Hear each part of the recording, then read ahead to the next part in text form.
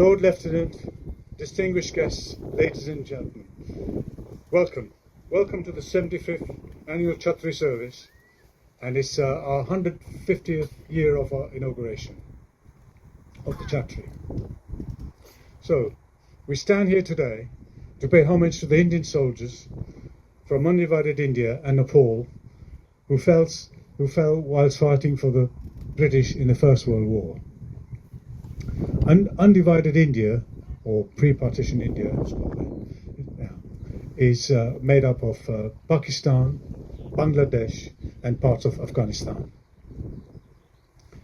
Some 12,000 soldiers were brought over from the Flanders fields of northern France and Belgium to recover from their wounds in the various Brighton hospitals, including the Royal Pavilion, the Dome, and the Brighton General Hospital, which was then called the Kitchener Hospital. 53 Hindus and Sikhs were cremated at this very spot, and in accordance with their religious rites, the ashes were scattered into the sea.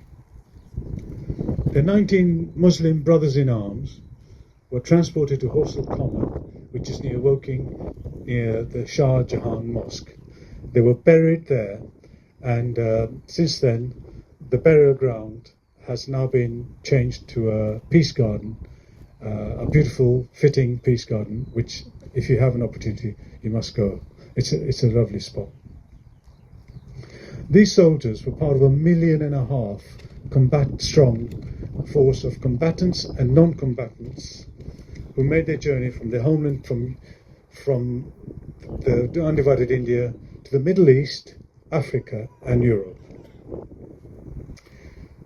In the main, there were Hindus, Muslims, Sikhs, but there are also Christians, Zoroastrians, Buddhists, and others from lesser-known religions.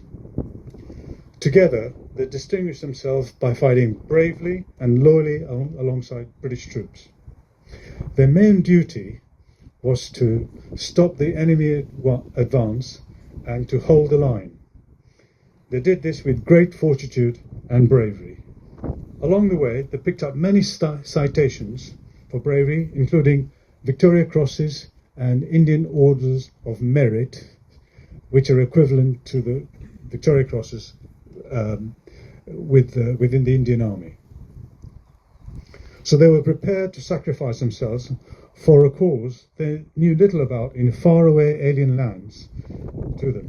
In fact, in October 1914, 1 in 3 British soldiers in Europe were from undivided India. Can you imagine that? And then history repeated itself when again troops of undivided India and Nepal made a formidable contribution during the Second World War. We respectfully also remember that Indian Army and the first one was the largest voluntary army in the world in both the wars. So the Chattrii Memorial was unveiled in 1921 by the Prince of Wales, and was built as a tribute to those cremated here. 30 years later, in 1951, the Royal British Legion started to commemorate the service, and they ensured that the sacrifices of the fallen were not forgotten by future generations. That's us. Today, 104 years later, we gather to remember their courage and their sacrifice made on our behalf. Today, we reaffirm our debt of gratitude to them and perhaps shed a tear in their memory. Last month marked the 80th anniversary of D-Day, when many, many, many perished. We honour those men who also made the ultimate sacrifice for us. None will be forgotten. We will now begin our prayers.